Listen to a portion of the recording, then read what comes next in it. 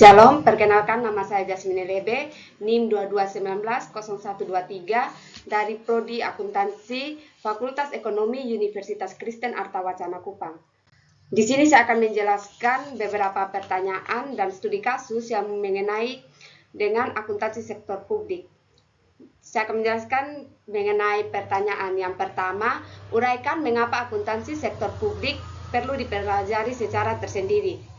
Akuntansi sektor publik perlu dipelajari secara tersendiri karena akuntansi sektor publik memiliki karakteristik unik yang berbeda dari akuntansi lainnya. Transparansi dan akuntabilitas adalah kunci dalam pengelolaan keuangan publik yang bertujuan untuk memastikan penggunaan dana secara efisien dan efektif. Yang kedua, sebutkan perbedaan akuntansi sektor publik dan akuntansi bisnis atau swasta. Perbedaan keduanya ialah yang pertama tujuan organisasi. Sektor publik berfokus pada pelayanan masyarakat, sedangkan sektor swasta bertujuan memaksimalkan keuntungan. Yang kedua, sumber pembiayaan. Sektor publik menggunakan dana dari pajak dan retribusi, sementara sektor swasta mengandalkan modal sendiri dan utang.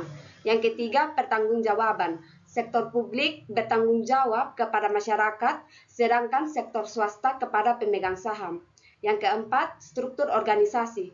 Sektor publik bersifat birokratis dan kaku, sedangkan sektor swasta lebih fleksibel. Yang kelima, sistem akuntansi. Sektor publik cenderung menggunakan akuntansi berbasis kas, sementara sektor swasta menggunakan akrual. Pertanyaan ketiga, sebutkan contoh keunikan akuntansi sektor publik. Yang pertama, transparansi. Akuntansi sektor publik menekankan keterbukaan dalam pelaporan keuangan, memungkinkan masyarakat untuk mengakses informasi keuangan pemerintah. Yang kedua, tujuan pelayanan. Fokus utama adalah menyediakan layanan publik, bukan hanya mencari keuntungan. Yang ketiga, sumber dana beragam. Pendanaan berasal dari pajak, hibah, dan utang. Yang keempat, standar akuntansi khusus. Yang keempat, akuntansi sektor publik di Indonesia sangat jauh ketinggalan bila dibandingkan dengan akuntansi sektor swasta. Jelaskan pernyataan tersebut.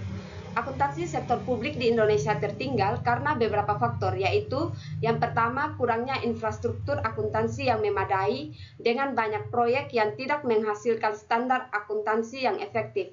Yang kedua, ketidakjelasan dalam pengaturan standar audit, di mana terdapat dua lembaga yang mengeluarkan standar berbeda, menyebabkan kebingungan dan inkonsisten. Yang ketiga, keterbatasan jumlah akuntan yang berfokus pada sektor publik, membuat profesionalisme dalam akuntansi pemerintah kurang berkembang. Hal ini berkontribusi pada rendahnya transparansi dan akuntabilitas dalam pengelolaan keuangan publik. Pertanyaan kelima, sebutkan beberapa perbedaan antara laporan keuangan sektor publik dan laporan keuangan sektor swasta menurut Likierman dan Taylor dalam Henley et al. Tahun 1992. Beberapa perbedaannya yaitu yang pertama, tujuan. Laporan sektor publik bertujuan untuk akuntabilitas kepada masyarakat, sedangkan sektor swasta fokus pada profitabilitas untuk pemegang saham. Yang kedua, pengguna. Pengguna laporan publik mencakup masyarakat dan lembaga pemerintah, sedangkan pengguna sektor swasta adalah investor dan kreditur. Yang ketiga, regulasi. Laporan sektor publik mengikuti standar akuntansi pemerintahan, sementara sektor swasta mengikuti standar akuntansi umum. Yang keempat, pemeriksaan. Laporan publik diaudit oleh Badan Pemeriksa Keuangan atau BPK, sedangkan laporan swasta oleh auditor independen. Yang kelima, pengembangan akuntabilitas. Laporan keuangan sektor publik dikembangkan untuk meningkatkan akuntabilitas publik, sementara laporan sektor swasta lebih fokus pada kinerja finansial. Yang keenam, sebutkan persamaan akuntansi sektor publik dan akuntansi swasta. Persamaan keduanya ialah yang pertama, kepatuhan hukum. Keduanya terikat pada peraturan dan regulasi yang berlaku. Yang kedua, penggunaan sumber daya. Keduanya berupaya mencapai efisiensi dan efektivitas dalam penggunaan sumber daya. Yang ketiga, pelaporan keuangan. Keduanya memerlukan akuntansi dan pelaporan yang transparan untuk pemangku kepentingan. Yang ketujuh, sebutkan konsep dasar berfokus pada penilaian kinerja suatu organisasi sektor publik saat ini. Yang pertama, nilai untuk uang. mengukur efisiensi, efektivitas, dan ekonomi dalam penggunaan sumber daya. Yang kedua, akuntabilitas keuangan, fokus pada pengeluaran anggaran dan hasil yang dicapai. Yang ketiga, responsivitas, kemampuan organisasi dalam memenuhi kebutuhan masyarakat dan menyesuaikan layanan sesuai aspirasi publik. Yang keempat, indikator kinerja, menggunakan ukuran kuantitatif untuk menilai pencapaian tujuan. Yang kelima, pendekatan evaluasi, melibatkan analisis anggaran, rasio laporan keuangan, dan metode seperti balance score untuk penilaian komprehensif. Yang kedelapan, sebutkan 2 hal mengenai kesulitan dalam benchmark penerapan ukuran kinerja swasta ke sektor publik. Yang pertama, fokus tujuan berbeda. Sektor swasta berorientasi pada laba, sehingga pengukuran kinerja bersifat teknis dan langsung. Sebaliknya, sektor publik lebih menekankan kepada pelayanan masyarakat yang berkualitas, membuat pengukuran kinerja menjadi kompleks. Yang kedua, tekanan anggaran. Sektor publik beroperasi pada pagu anggaran yang terbatas dan harus bersaing untuk mendapatkan dana. Ini berbeda dengan sektor swasta yang memiliki fleksibilitas lebih dalam sumber pembiayaan. Kemudian yang kesembilan, jelaskan perbedaan kultur di organisasi sektor publik dengan kultur organisasi bisnis atau swasta. Perbedaan kultur kedua organisasi ini ialah yang pertama, orientasi tujuan. Organisasi swasta berfokus pada profitabilitas dan efisiensi, sedangkan sektor publik lebih mengutamakan pelayanan masyarakat dan akuntabilitas terhadap publik. Yang kedua, struktur dan proses. Sektor publik cenderung memiliki struktur yang lebih birokratis dengan banyak regulasi, sementara organisasi swasta lebih fleksibel dan adaptif terhadap perubahan pasar. Yang terakhir, sebutkan dasar hukum organisasi sektor publik dan organisasi bisnis atau swasta. Yang pertama, organisasi sektor publik. 1. Undang-Undang Nomor 17 Tahun 2003 tentang Keuangan Negara yang mengatur pengelolaan negara dan akuntabilitas dalam sektor publik. Yang kedua, Undang-Undang Nomor 32 Tahun 2004 tentang pemerintah daerah yang mengatur otonomi daerah dan pengelolaan pemerintah lokal. Yang kedua, organisasi bisnis atau swasta. Pertama, Undang-Undang Nomor 40 Tahun 2007 tentang perseroan terbatas yang mengatur pendirian, pengelolaan, dan tanggung jawab perusahaan swasta. Yang kedua, Undang-Undang Nomor 8 Tahun 1995 tentang pasar modal yang mengatur kegiatan pasar modal dan perlindungan investor. Baik, sekarang kita masuk dalam studi kasus. Ada 4 studi kasus yang akan saya bahas dalam video kali ini. Yang pertama ada pemeriksaan BPK Lemhanas wajar tanpa pengecualian. Yang kedua, Undang-Undang Keuangan Negara dan soal kebocoran. Yang ketiga, perlunya transparansi keuangan parpol. Dan yang keempat, banyak BUMN terjerat masalah keuangan. Yang pertama kita masuk dalam artikel 1, yaitu pemeriksaan BPK Lemhanas wajar tanpa pengecualian.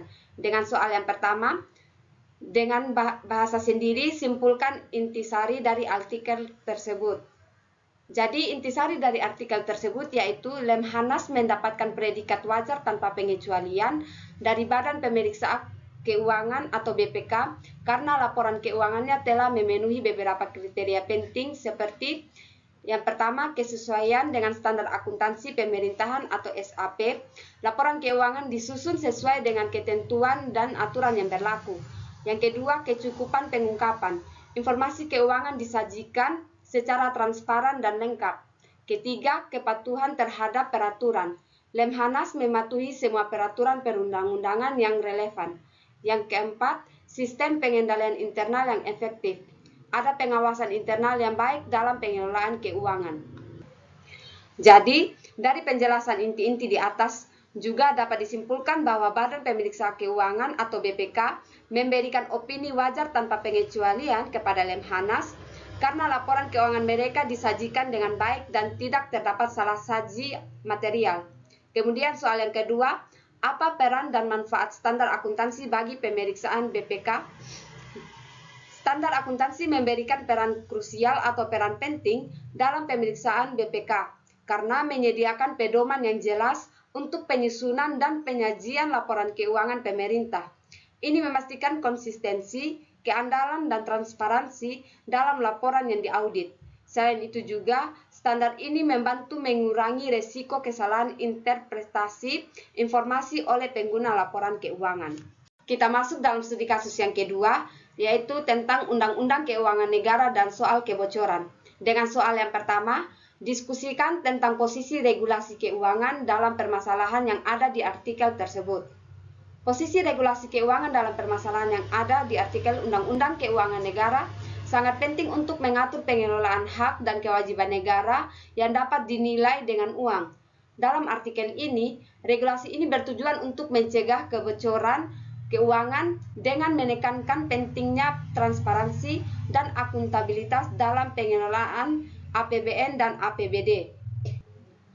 Soal yang kedua, bagaimana regulasi keuangan harus disusun dengan berbagai permasalahan lapangan seperti dalam artikel tersebut.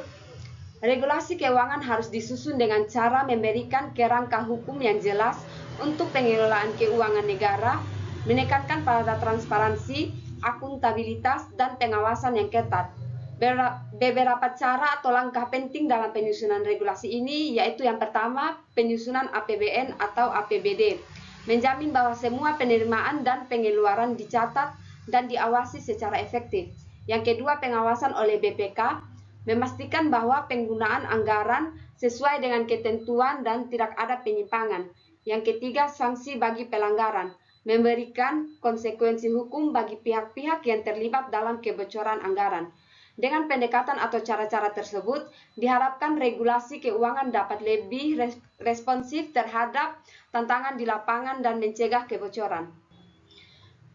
Kita masuk dalam artikel yang ketiga, yaitu perlunya transparansi keuangan parpol. Dengan soal yang pertama, apa yang menjadi fokus pembahasan dalam artikel berikut ini? Yang menjadi fokus pembahasan dalam artikel tentang perlunya transparansi keuangan parpol yaitu yang pertama, urgensi atau keharusan, keterbukaan informasi untuk mencegah korupsi. Yang kedua, pertanggungjawaban dana, meliputi perolehan dan penggunaan dana. Keterbukaan ini dianggap penting untuk meningkatkan kepercayaan publik terhadap parpol dan memastikan akuntabilitas penggunaan dana.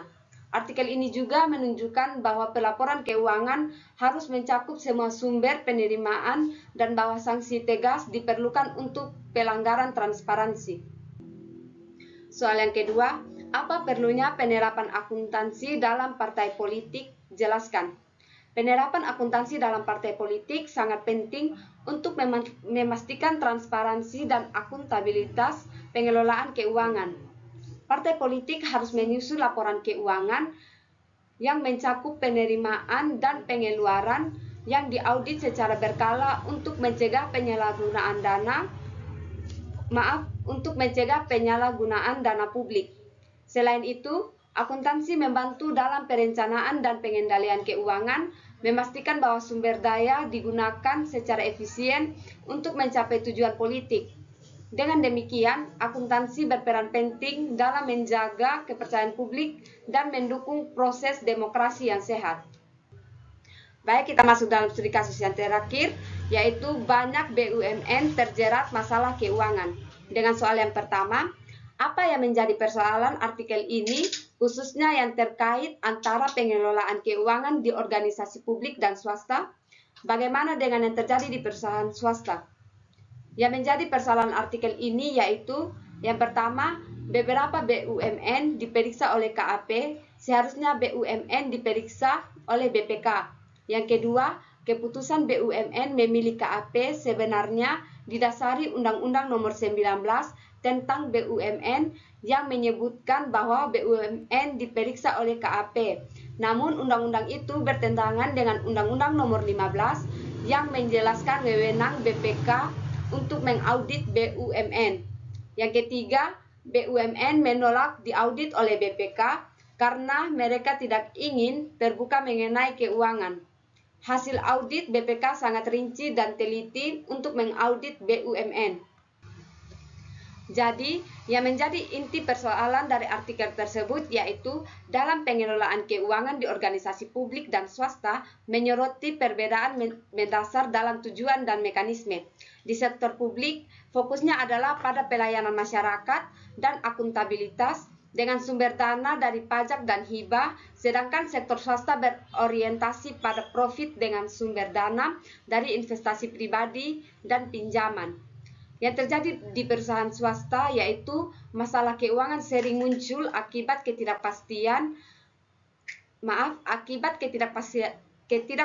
pasar dan manajemen yang kurang efisien yang dapat menyebabkan kebangkrutan dan kerugian besar. Soal yang kedua, uraikan hasil analisis Anda dengan berbagai argumentasi yang logis. Argumentasi yang dihasilkan yaitu yang pertama, manajemen yang tidak efisien, sehingga banyak BUMN dikelola dengan buruk, kemudian menyebabkan pemborosan dan korupsi. Yang kedua, kekurangan modal. BUMN seringkali tidak cukup dana untuk investasi yang diperlukan sehingga menghambat pertumbuhan. Yang ketiga, pemeriksaan laporan keuangan. Laporan keuangan BUMN harusnya diaudit oleh BPK. Akan tetapi ada beberapa BUMN yang meminta auditor dari KAP untuk mengaudit laporan keuangannya karena mereka tidak mau terbuka tentang laporan keuangan mereka. Sekian dari hasil penjelasan saya. Mohon maaf jika ada kesalahan.